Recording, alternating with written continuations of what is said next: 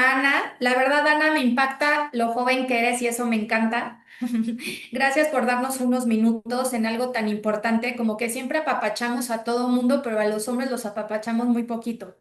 Entonces, ese es un pequeño apapacho de junio, que es el mes, pues, de los papás. Queremos como empezar con este acercamiento con ellos antes de que ya estamos acabando mayo y no queríamos dejar pasar esto.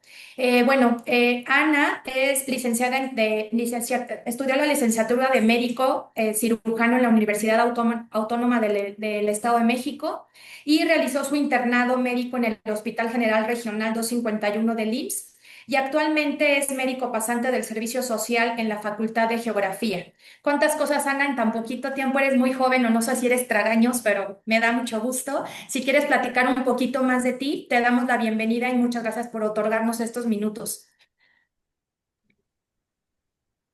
Muchas gracias, Cindy. Buenos días a todos. Espero se encuentren muy bien. Como ya mencionaron, eh, soy, soy egresada de la Facultad del Estado de México.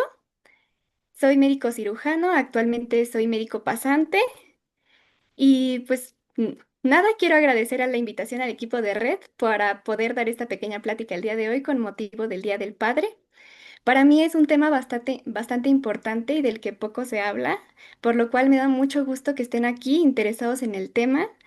No les voy a mentir, me costó muchísimo trabajo escoger los temas que vamos a abordar el día de hoy porque hablar de salud masculina es un mundo que puede incluir desde cuidados personales, enfermedades, higiene, salud mental, etcétera, etcétera. Es súper complejo.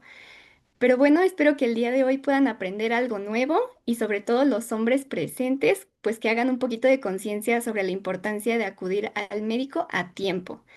La ponencia el día de hoy tiene como título Salud masculina, entender, prevenir y actuar. ¿Me ayudarían pasando a la siguiente diapositiva, por favor? Ok, vamos a dividir la plática en cuatro pilares importantes. Vamos a empezar con conceptos básicos, hablando de la importancia de la salud masculina. Luego seguiremos con un poco de epidemiología y un poco de estadística. Y ya por último nos vamos a enfocar en los temas estrella del día de hoy, que son las enfermedades y las causas de mortalidad más frecuentes en el hombre y la prevención de cada una de ellas. Vamos a empezar definiendo lo que es salud masculina. Este término se refiere a todos los temas relacionados con el bienestar, tanto físico, mental y emocional de los hombres. Entonces, con esto ya nos vamos dando cuenta de la complejidad que involucra hablar de salud, porque no solo abarca una rama del área de la salud, valga la redundancia, implica hablar de nutrición, psicología, psiquiatría, rehabilitación, incluso odontología y todas las especialidades médicas que a ustedes se les puedan ocurrir. Ahora, es súper importante saber este concepto para lograr identificar los factores de riesgo para las enfermedades más frecuentes y tomar las medidas pertinentes para prevenir cada una de ellas. Porque sí, afortunadamente las principales causas de muerte en hombres son prevenibles. Pero por otro lado, es bastante triste que la mayoría de la población mexicana decide no hacer caso a las recomendaciones del personal de salud. Y eso es lo que hace que los números de mortalidad pues continúen siendo bastante elevados hasta el día de hoy. Ok, pasamos a otro punto importante. ¿Por qué los hombres fallecen más que las mujeres y a más temprana edad? En primer lugar, sabemos que los hombres suelen ser más aventados, más impulsivos y esto hace que midan menos el peligro, lo que hace que la principal causa de muerte por cuestiones no médicas sean los accidentes, ya sean accidentes de tráfico, caídas, quemaduras, etcétera, cualquier accidente que se les pueda ocurrir. Y estos van seguidos de temas un poco ya más complejos, como lo son suicidios, homicidios. Súper importante este dato, ya que de cada 10 suicidios, 7 van a ser producidos por hombres. ¿Esto por qué pasa? Bueno, pasamos al segundo punto a tocar de esta diapositiva, y es que tenemos las ideologías que nos imponen la sociedad en cuanto a cómo debería de ser un hombre. Un hombre debe ser fuerte, independiente, debe ser capaz, no debe demostrar sus emociones, los hombres no lloran, lo cual nos condiciona que la mayoría de los hombres piensen en yo puedo solo y yo puedo con todo. Esto hace súper frecuente que los hombres busquen ayuda ya en etapas muy avanzadas de alguna condición médica y por lo tanto, pues existe mayor riesgo de complicaciones y mayor riesgo de mortalidad. Ya si hablamos de otros puntos que impiden el acceso a un sistema de salud adecuado, pues están los temas económicos, la falta de tiempo. ¿Cuántas veces no hemos escuchado el, no, hombre, qué flojera irme a formar al IMSS, de aquí a que me dan mi cita ya hasta me curé, ¿no? Por decir algunas cosas. La siguiente, por favor. Ahora sí, para que vean que no les estoy inventando nada, aquí están los datos más recientes del INEGI, la última actualización es del 2023, que nos comenta que la esperanza de vida en hombres y mujeres tiene una diferencia de 6.3 años, siendo la esperanza de vida en mujeres de 78.4 años y en hombres de 72.1 años. Ahora, si vemos las gráficas que están a la derecha, podemos observar que independientemente del grupo de edad, siempre son los hombres los que tienen el número más elevado de muertes. De hecho, en la gráfica que se ve en la parte inferior, los circulitos verdes representan a los hombres y siempre los números son mucho más elevados que en las mujeres. Lo único que cambia son las causas de fallecimiento por grupo de edad, siendo en los niños la principal causa los accidentes o los defectos del nacimiento. En los escolares, que van de niños de 6 a 12 años, también la principal causa son los accidentes. En adolescentes ya empiezan a entrar problemas psicológicos, el suicidio. En el adulto joven, la principal causa son los homicidios y entran por fin las enfermedades del corazón, y ya a partir de los 45 años, la causa de muerte suelen ser las mismas para todos los grupos de edad, en donde las más comunes son las enfermedades del corazón, diabetes y diversos tipos de cáncer, ya sea pulmonar, gástrico, de próstata, etcétera. Ok, según las estadísticas a nivel nacional, estas son las causas de muerte más frecuentes en el hombre adulto, porque como ya vimos, en el hombre menor, en pacientes pediátricos, las causas son completamente diferentes. En orden de frecuencia, vamos a tener la causa número uno de mortalidad. Esta sí, a nivel mundial van a ser las enfermedades del corazón, especialmente el infarto cardíaco. En segundo lugar, tenemos la diabetes. En tercer lugar, cáncer de próstata, que es la principal causa de mortalidad por cáncer en hombres. En cuarto lugar tenemos la enfermedad vascular cerebral y en quinto lugar la cirrosis.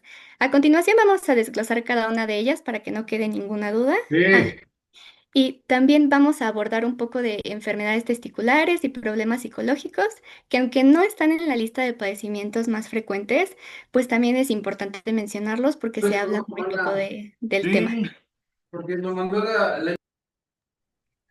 Perdón, por ahí está Olivier, si nos puede ayudar a cerrar su micrófono, creo que ya. Gracias, Ana, adelante. Muchas gracias. Bueno. Antes de empezar ahora sí de lleno con lo más importante de la exposición, quería mencionarles que en las dos primeras enfermedades, que son infarto y diabetes, sí voy a profundizar un poquito más, porque me interesa mucho que sepan identificar situaciones de emergencia y cómo actuar ante ellas. Ahora sí, después de este breve paréntesis, vamos a empezar definiendo lo que es la enfermedad isquémica cardíaca, o como creo que es mejormente conocida, el infarto al corazón. Bueno, primero, ¿por qué ocurre un infarto? Básicamente, las arterias coronarias, que son esos vasos súper chiquitos que se ven ahí rodeando al corazón, son las encargadas de oxigenar al corazón. El infarto ocurre cuando una de estas arterias se tapa. Y si nuestro corazón no cuenta con el oxígeno suficiente, pues esta zona que está bloqueada va a empezar a morir y va a causarnos signos y síntomas súper comunes. Bueno, ¿y por qué nuestras arterias se tapan? La causa más frecuente de infarto es por algo que se llama aterosclerosis, que se define como placas de grasa adentro de las arterias. Como se puede ver ahí en la lupa, la arteria está con un cúmulo de grasa bastante grande. Cuando nosotros comemos mal, no hacemos ejercicio, no llevamos una buena calidad de vida, la grasa no solo se acumula en la panza, en el abdomen, sino también en nuestros vasos sanguíneos, así que pues ténganlo súper presente. Lo importante aquí es el tiempo en que pasa esa arteria tapada en nuestro organismo. ¿Por qué? porque cuando al corazón le falta oxígeno, pongámosle alrededor de 20 minutos, el daño todavía puede ser reversible. Es como si el corazón estuviera aguantando la respiración, esperando a que alguien venga y destape ese bloqueo. Pero cuando pasa mucho tiempo, específicamente alrededor de 2 horas, el daño evoluciona a algo que se conoce como necrosis, que se define como tejido muerto. Y el daño ya es irreversible y por más que nosotros logremos destapar esa arteria, ya no hay nada que hacer. Entonces, lo importante aquí es saber identificar cuándo una persona se está infartando para lograr revertir el daño. Ujú. La que sigue, por favor. Ok, como ya vimos, las arterias se tapan por un mal estilo de vida. Y aquí les traigo los factores de riesgo más específicos para tenerlos en cuenta. En primer lugar, la edad, un factor de riesgo importantísimo, porque acuérdense que todas las malas decisiones que tomamos de jóvenes, el cuerpo las va a resentir más adelante. También otros factores de riesgo que tenemos son historia familiar o historia personal de enfermedad cardíaca, ya sea algún infarto, alguna arritmia, insuficiencia cardíaca o cualquier cosa que llegue a afectar el corazón. Otros factores de riesgo, fumar, hipertensión, diabetes, colesterol elevado. Estos van a ser los que tienen más carga para generar riesgo de infarto. ¿Y por qué es importante esto? Bueno, alrededor del 70% de la población mexicana tiene al menos un factor de riesgo cardiovascular. Es más, seguramente hasta conocen a alguien que tiene todos los que acabamos de mencionar, ¿no? Ahora, quiero abordar el concepto de preinfarto. Seguramente han escuchado a alguien decir, es que le dio un preinfarto.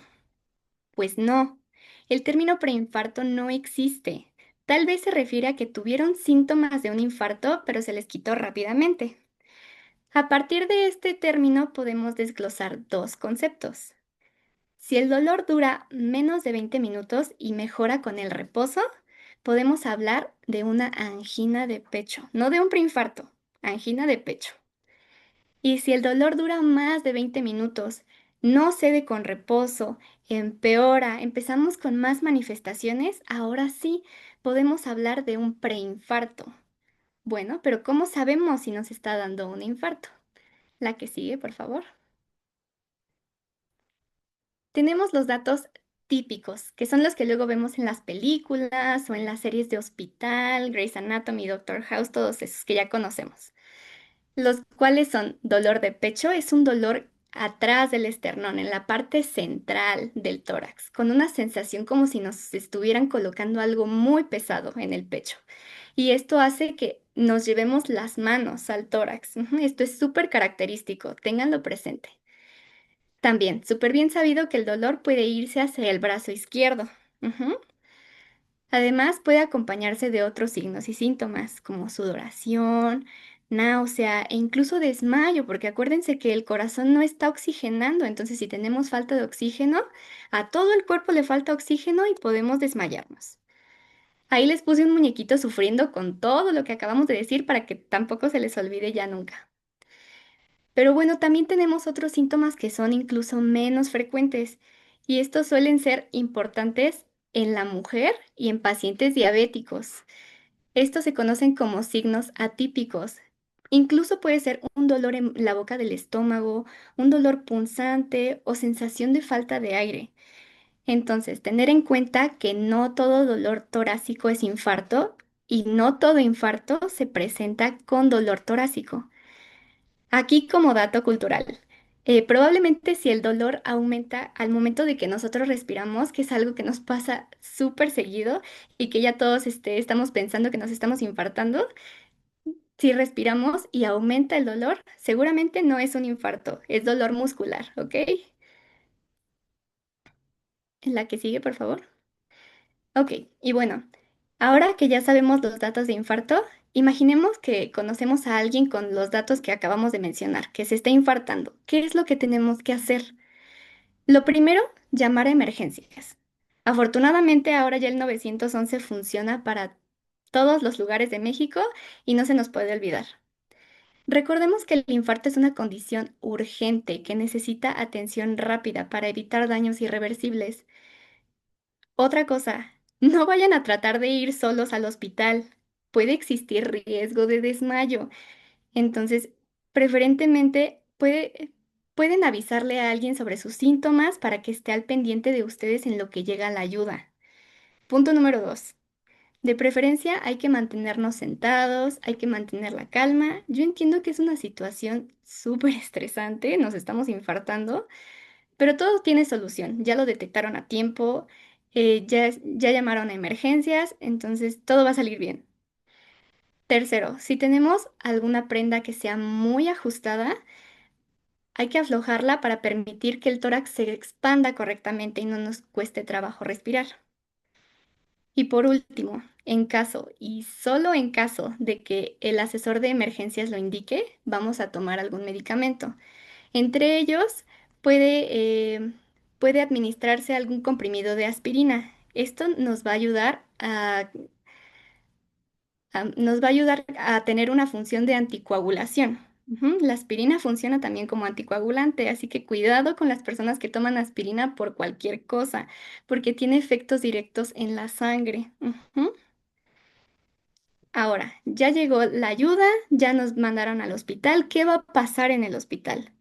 En el hospital nos harán estudios para confirmar o descartar el infarto. El más importante de todos va a ser el electrocardiograma. Es ese estudio que se muestra en la parte superior derecha de la diapositiva, donde nos van a poner unos chuponcitos en el pecho para ver la actividad del corazón. Ojo, hay infartos que se pueden ver con solo tomar el electrocardiograma y hay otros que no y necesitan más estudios. Ujú. Pero una vez que se detecta el infarto, lo que tenemos que hacer es hacer lo más pronto posible un cateterismo para tratar de destapar la arteria. Si el problema es una arteria que está tapada, pues lo que tenemos que hacer es destaparla lo más rápido posible. El cateterismo se hace como se muestra en la imagen inferior de la diapositiva. Se pasa un tubo con un balón en la punta hasta llegar al punto donde la arteria está ocluida y luego el balón se infla para tratar de destapar la arteria y ya con eso se destapa y se acabó el infarto. Ujú. Ok, ahora que ya somos expertos en infarto, Ana, te voy a vamos. interrumpir Claro tantito que porque sí, hay una pregunta claro, antes que claro. empecemos. Rafa nos está indicando que qué presentación de nitroglicerina existe en el mercado y si es adecuada para este consejo. La nitroglicerina solo se va a tomar en caso de que el asesor de emergencias lo indique. Eh, la verdad, yo desconozco si podemos encontrar nitroglicerina en las farmacias, pero la que se recomienda es la toma sublingual. Ujú. Esto nos va a ayudar a disminuir el dolor al momento de que nosotros nos estemos infartando. Para eso va a servir. Ujú. Gracias. Muchas gracias. ¿Hay alguna otra duda?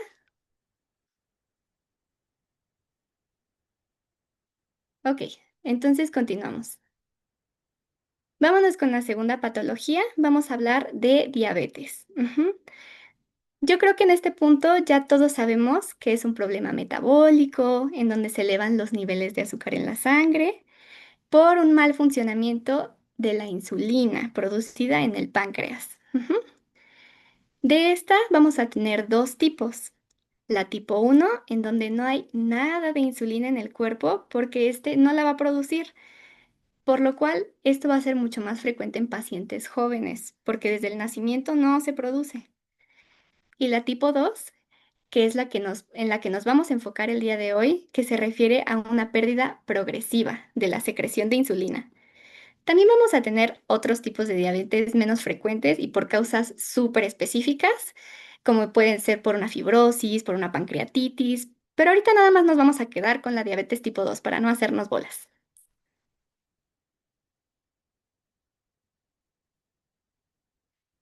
Pasamos a los factores de riesgo, donde el factor de riesgo más importante para desarrollar diabetes es tener sobrepeso u obesidad, específicamente un índice de masa corporal mayor de 25. Nosotros podemos saber nuestro índice de masa corporal dividiendo nuestro peso entre nuestra altura al cuadrado. Es decir, si yo mido 1 metro con 60 centímetros, vamos a multiplicar 1,60 por 1,60, que nos va a dar algo así como 2,5, y nuestro peso lo dividimos entre eso y ya nos da un índice de masa corporal. Espero que ahorita todos lo estén haciendo para ver si ya tienen por lo menos algún factor de riesgo. Además, hay muchos otros factores que nos pueden generar un riesgo de diabetes. Entre ellos puede ser un familiar de primer grado con diabetes, raza de alto riesgo, entre ellos la raza latina, por lo tanto ya todos tenemos de cajón un factor de riesgo. Otros como antecedente de enfermedad cardiovascular, ser hipertensos, tener los triglicéridos altos, no hacer actividad física u otros factores mucho más específicos como alguna enfermedad hepática, alguna enfermedad de la piel, etcétera. Ok, ahora que ya vimos los factores de riesgo, ¿a qué edad tengo que comenzar a preocuparme y a qué edad tengo que comenzar a hacerme estudios? Como ya vimos, el principal factor de riesgo es el sobrepeso y la obesidad.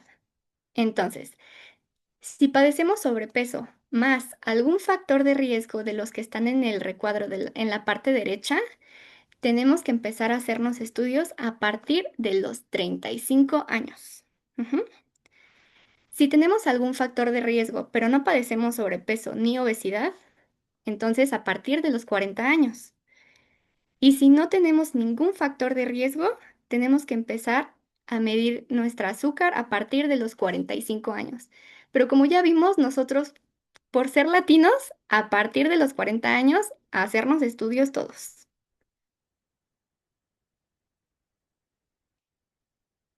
Nosotros incluso podemos realizarnos estudios a edades más tempranas si detectamos algún dato de sospecha de diabetes. Por pura clínica, es súper difícil detectar la diabetes porque los signos y síntomas son bien inespecíficos. De hecho, se le conoce a la diabetes como la enfermedad silenciosa. Pero algunos datos que nos podrían ayudar a detectar algún caso de diabetes son que nos dé mucha hambre, más hambre de lo normal, que nos dé muchísima sed.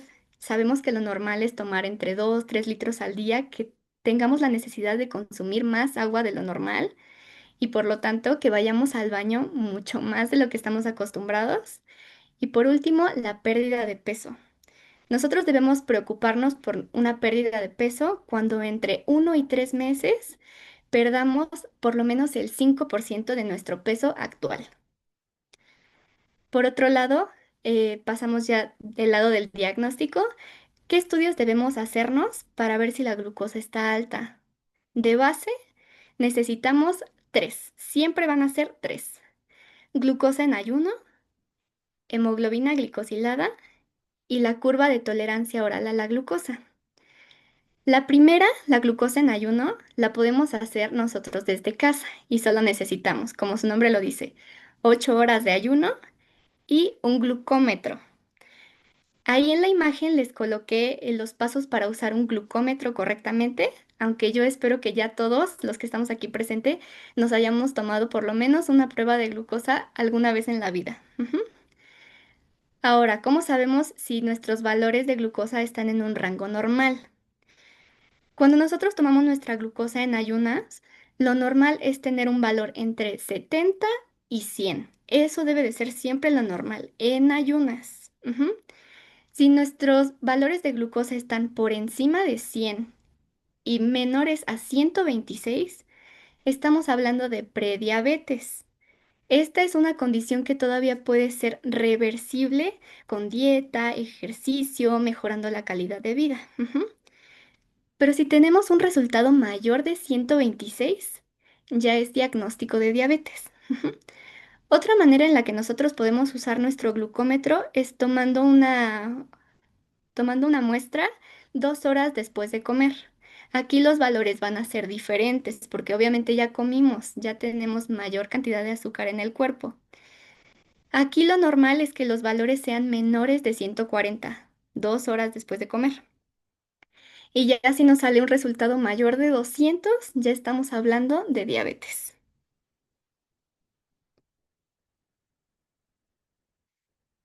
Ok, ahora, aunque nuestros estudios salgan normales, no hay que confiarnos. Ya vimos que por el simple hecho de ser latinos ya hay riesgo a futuro. Hay que estarlo monitoreando periódicamente. ¿Pero cada cuánto? Bueno, si los primeros resultados de las pruebas son normales, hay que repetir cada 3 años. Ujú. Si los resultados de un estudio salieron normales y los resultados de otro estudio salieron anormales, porque acuérdese que de cajón son 3 estudios, hay que repetirlos en un mes. Y si 2 o más estudios salen alterados, ya es diagnóstico confirmatorio de diabetes. Ahora, ya me diagnosticaron diabetes. ¿Qué es lo que tengo que hacer? Hay que acudir al médico por lo menos una vez al año para ver que no existan complicaciones. Como la diabetes es una enfermedad súper silenciosa, también lo van a hacer sus complicaciones. Hay que estarlo monitoreando. Hay que revisarnos los ojos para ver que no exista retinopatía diabética. Estarnos revisando periódicamente los pies para ver que no exista pie diabético. Hacernos muchos estudios de laboratorio para ver cómo está el hígado, el corazón, los riñones. Entonces, como ven, es bien tedioso manejar la diabetes. Entonces, les conviene cuidarse desde ahorita para evitar pues tantas idas al médico, ¿no?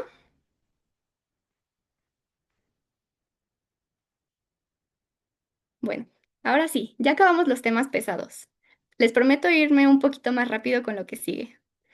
Vamos a continuar con el cáncer de próstata, que es el cáncer más frecuente en los hombres. Aquí hay que diferenciar entre 3 entidades importantes, entre el crecimiento prostático benigno, la prostatitis y el cáncer de próstata como tal. ¿Por qué? Porque los tres tienen síntomas súper parecidos. Como tal, el crecimiento prostático meramente es eso, una próstata crecida. Y entonces, como la próstata crece, puede obstruir la uretra y darnos síntomas urinarios. En la prostatitis, la próstata se inflama, pero es secundario a una infección. Y en el cáncer, la próstata crece, pero por formaciones nuevas, como se muestra en la imagen, todas esas bolitas hacen que la próstata se vea crecida. Para los factores de riesgo, aquí los más importantes son los primeros 3 que se mencionan en la diapositiva. Edad mayor de 40 años, y, igual que en las otras dos que ya vimos, obesidad y aquí importante, antecedentes de algún familiar con cáncer de próstata.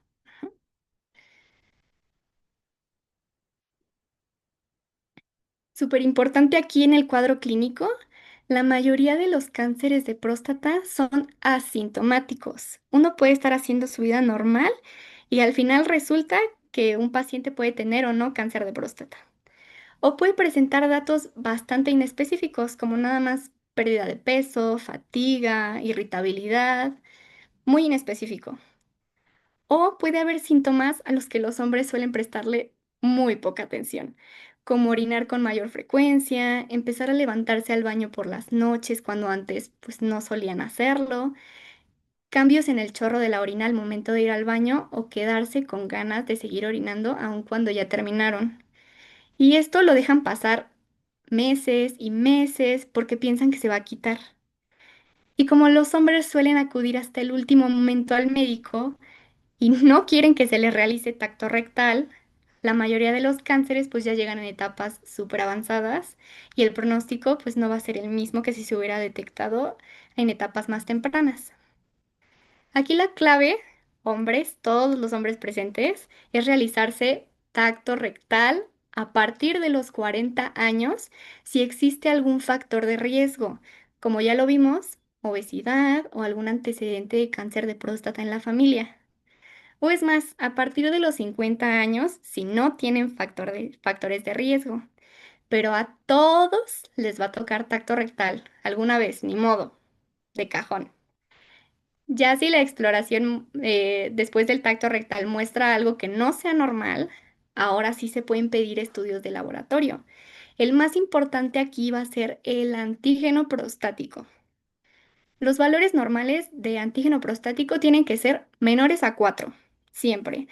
Aunque conforme vamos creciendo, pues puede aumentar el valor de antígeno prostático, como se muestra en el cuadro blanco que puse en la parte inferior de la diapositiva. Y ya, si quieren evitarse el tacto rectal, si su primer antígeno prostático sale normal, pueden estarlo repitiendo cada año o cada 2 años solo para monitorear, para descartar que haya algo anormal ahí. Bueno, aquí quise meter el apartado de cáncer testicular, que aunque pues no entre en el top 5 de causas de mortalidad, es un tema del que se habla muy poco. Aquí quiero que nos enfoquemos en la autoexploración testicular. Así como las mujeres tienen que estarse explorando los senos para que no haya datos de cáncer de mama, lo mismo con los hombres.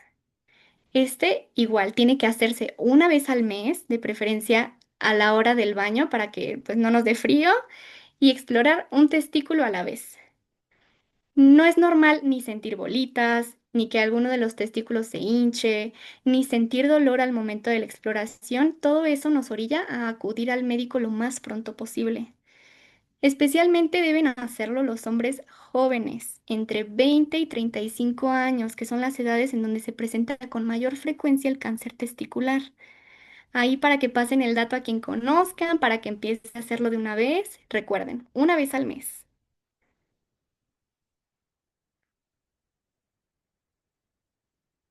Ok, pasamos al evento vascular cerebral. Ah, ¿me regresas una diapositiva, por favor? Ahí está, perfecto. El evento vascular cerebral también se conoce como infarto cerebral. Básicamente es lo mismo que ocurre en el corazón al momento de tener un infarto, pero pues en una de las arterias del cerebro, ¿no? Esto es, se tapa una arteria, ya sea por un coágulo o por grasa, igual, y al cerebro no le llega oxígeno.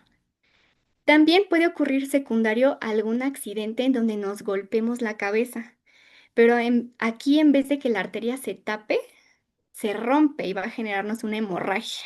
Entonces ya tenemos dos tipos de infarto cerebral. Uno por hemorragia y otro porque se nos tapa una arteria.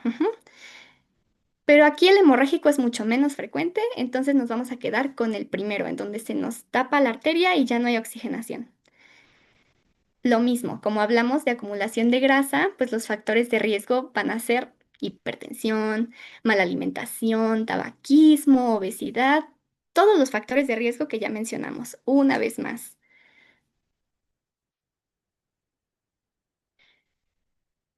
Ok, y como el cerebro no está oxigenando bien, ¿cómo se va a manifestar? Les puse este recuadro de aquí en donde solo necesitamos acordarnos de 3 datos importantes para sospechar de infarto cerebral. Número 1.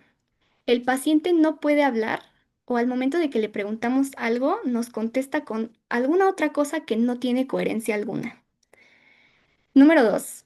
Cuando el paciente trata de sonreír, solo la mitad de la cara va a responder. Una mitad sube y la otra se queda normal. También puede servir que el paciente levante las cejas o que arrugue la nariz y va a hacer lo mismo, nada más va a reaccionar la mitad de la cara. Y número 3. Cuando la persona alza los dos brazos y trata de mantenerlos en el aire, uno se va a empezar a ir para abajo. Aquí luego los pacientes son bien mañosos y tratan de igualar los brazos cuando ven que uno se está empezando a caer. Entonces, preferentemente, si vemos que este es el caso, hay que pedirles que cierren los ojos. Y ahí vamos a ver con mayor, bueno, va a ser más específico. También tenemos datos menos frecuentes. Podemos tener pérdida de la visión de algún ojo o de algún cuadrante de algún ojo, disminución de la sensibilidad de alguna parte del cuerpo, pero nada más con que tengamos uno de todos los anteriores que les acabo de mencionar, vámonos corriendo a urgencias. ¿Y ahora qué tenemos que hacer? Ya identifiqué que alguien puede estar teniendo un infarto cerebral. Los pasos a seguir van a ser muy similares al del infarto cardíaco. Primero que nada, vamos a llamar al 911 o si nuestro paciente no puede hablar, porque ya vimos que eso puede pasar, hay que identificarlo nosotros y nosotros llamar a emergencias. Segundo, hay que mantener al paciente tranquilo. Igual, si estamos en una condición en donde el cuerpo no está oxigenando, necesitamos toda la reserva del cuerpo disponible. Necesitamos estar tranquilos. Aquí en un infarto cerebral es importante adoptar una posición en donde el paciente esté boca arriba. Esto para evitar broncoaspiración, porque como hablamos de un daño cerebral, puede complicarse con convulsiones, con pérdida de la conciencia, y por lo mismo de que nuestro paciente puede convulsionar, necesitamos alejar todos los objetos que puedan causar daño al individuo que se está infartando. Ahora, ya llegó la ayuda, ya llegamos al hospital. Otra vez, es necesario realizar estudios. El estudio de importancia aquí va a ser la tomografía, una tomografía de cráneo, para ver el área afectada del cerebro. Puede que se vea en la tomografía, puede que no. Y una vez que ya se identificó el área de la lesión, igual, si nuestro daño es porque una de las arterias está tapada, pues necesitamos destaparla. Igual.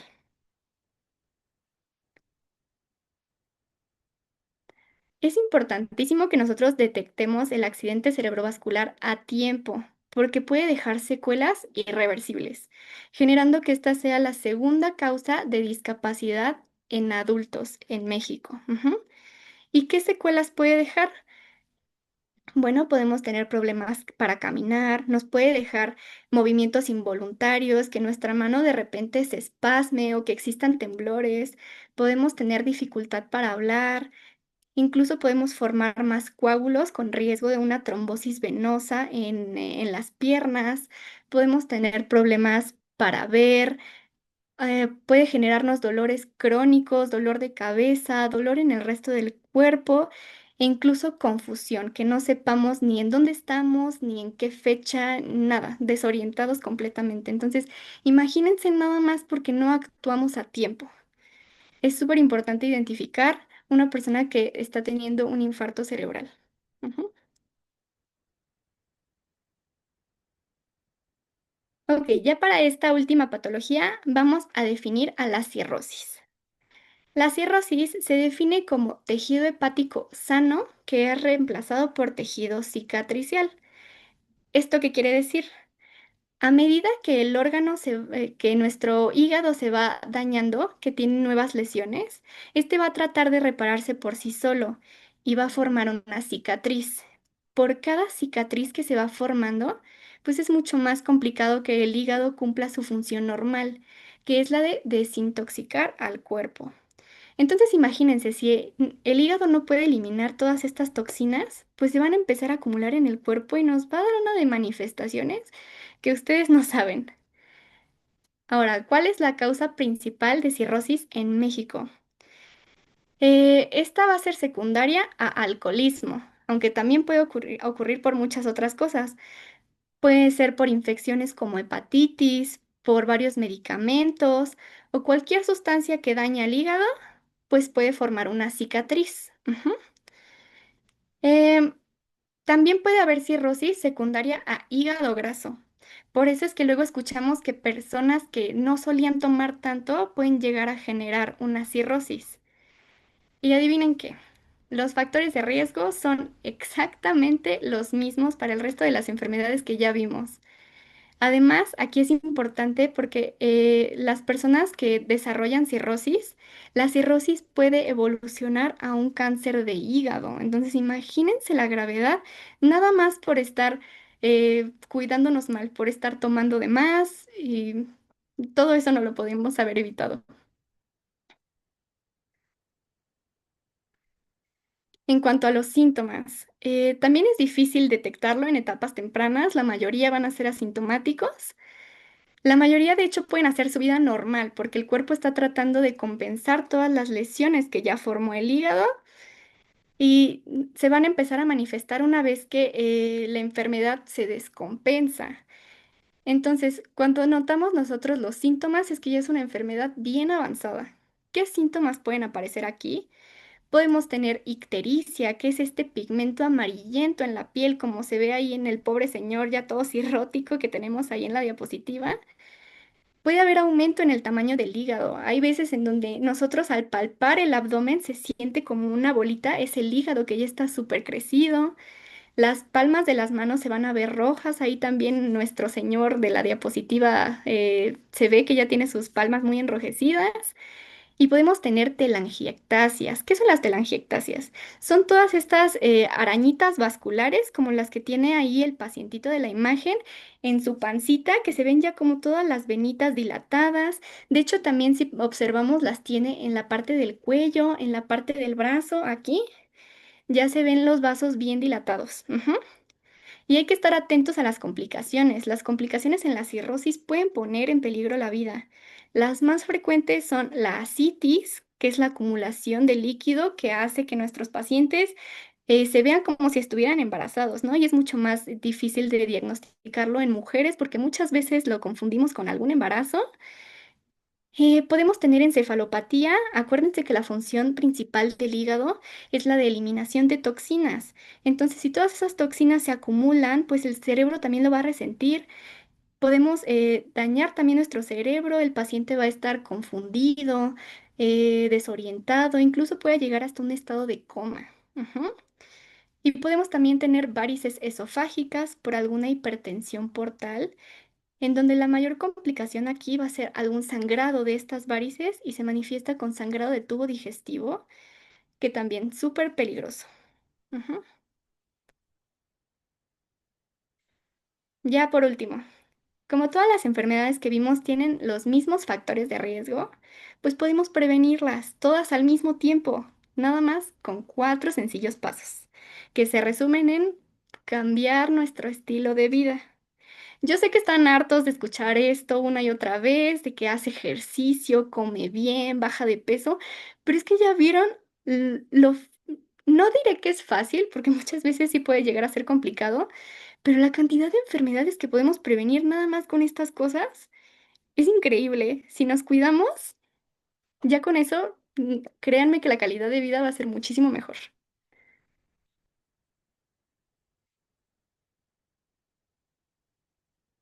Ay, no sé por qué salieron ahí como unas rayitas en la diapositiva, pero bueno. Como paso número 1, nuestra alimentación. Llevar una alimentación balanceada nos ayuda a controlar nuestra glucosa, nuestra presión arterial.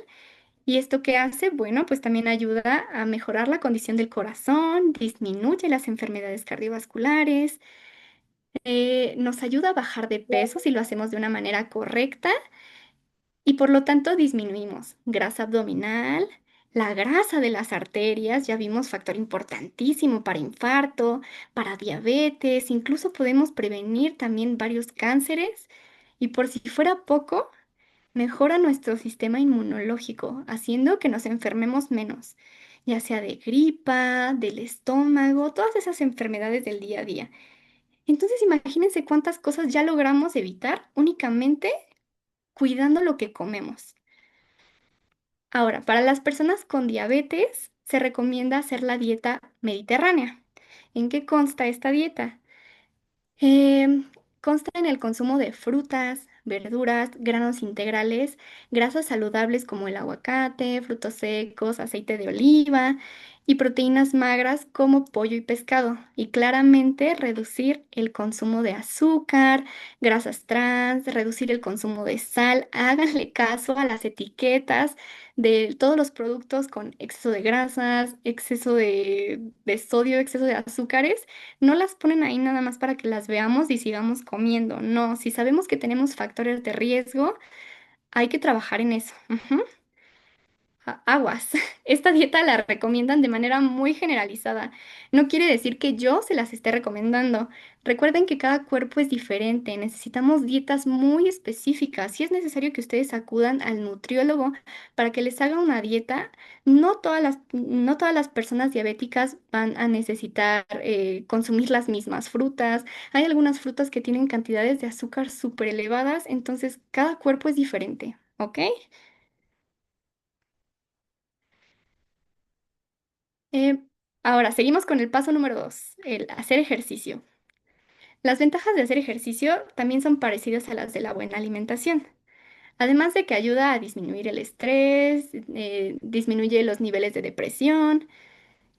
¿Cuál va a ser el nivel de ejercicio recomendado? Lo recomendado es hacer 30 minutos de ejercicio aeróbico o cardio, como ustedes le conocen, por lo menos 5 días a la semana. Chicos, son 30 minutos al día nada más. ¿Cuánto tiempo nos pasamos viendo al día los TikToks, la televisión? Podemos disminuir nuestro tiempo en pantalla haciendo ejercicio. Ujú. Ojo, si vamos a hacer ejercicio aeróbico o cardio, sí se recomienda por lo menos de 30 a 40 minutos de intensidad baja a moderada. Ujú. Y si vamos a trabajar resistencia o ejercicios de fuerza como pesas, podemos hacer incluso menos tiempo, pero el ejercicio tiene que ser de alta intensidad, para trabajar más el corazón. Lo recomendado es que nosotros mezclemos ambos tipos de ejercicio. Podemos hacer 5 días de ejercicios de cardio y los 2 días restantes podemos hacer ejercicios de resistencia. Incluso también podemos sustituir los ejercicios de cardio con ejercicios de flexibilidad como yoga, estiramiento. Tenemos muchos, muchos deportes. Lo importante aquí es encontrar algún deporte que nos guste para tratar de motivarnos, porque luego lo dejamos ya a la semana y pues tampoco se trata de eso. Ujú. Recuerden que todo toma tiempo.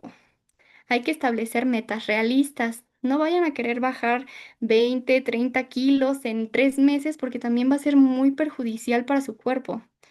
Además, siempre podemos buscar la ayuda de algún nutriólogo, de algún entrenador personal. Preferible eso a que estén siguiendo las dietas súper extremas que les recomendó la amiga y que la dieta keto o el ayuno intermitente o ya del otro extremo que al momento de ir al gimnasio para ver resultados más rápido, que las personas empiezan a inyectarse esteroides o tomar creatina. Acuérdense que todos los suplementos deben ser indicados primero por un nutriólogo para ver que no existan contraindicaciones. Nada más es sí, porque lo vi en un TikTok, ni nada de eso.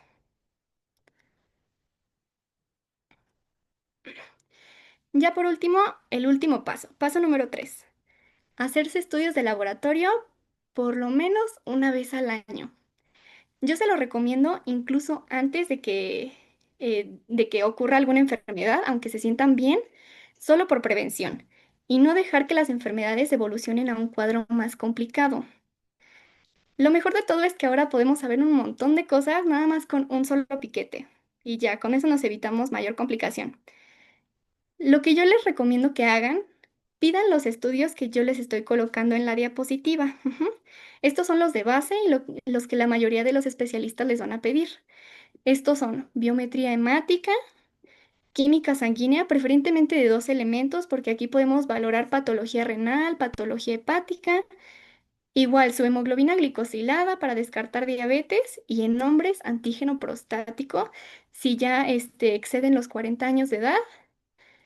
Igual cuando acudan a consulta, pues medir su presión arterial, peso, talla, eh, y pues si pueden, si tienen la oportunidad, también háganse un test de ansiedad, un test de depresión. Incluso los pueden encontrar ahí en internet. Yo sé que no pueden ser a veces como de tanta fidelidad, pero pues si identificamos algún factor de riesgo para ansiedad, depresión, pues ya, inmediatamente acudir a una consulta con psicología, psiquiatría, lo que ustedes consideren mejor.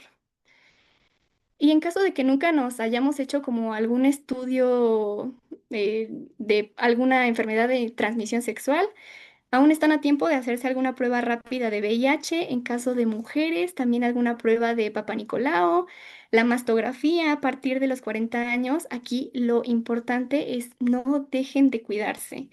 Su salud es lo más importante que tienen, que su orgullo no les gane en caso de que necesiten ayuda. Pedir ayuda también es de valientes, y entonces pues ténganlo presente. Muchas gracias. Esto sería todo de mi parte. Muchas gracias por permitirme estar aquí hoy y espero que esta charla haya sido de provecho para ustedes. Cualquier duda, estoy para escucharlos.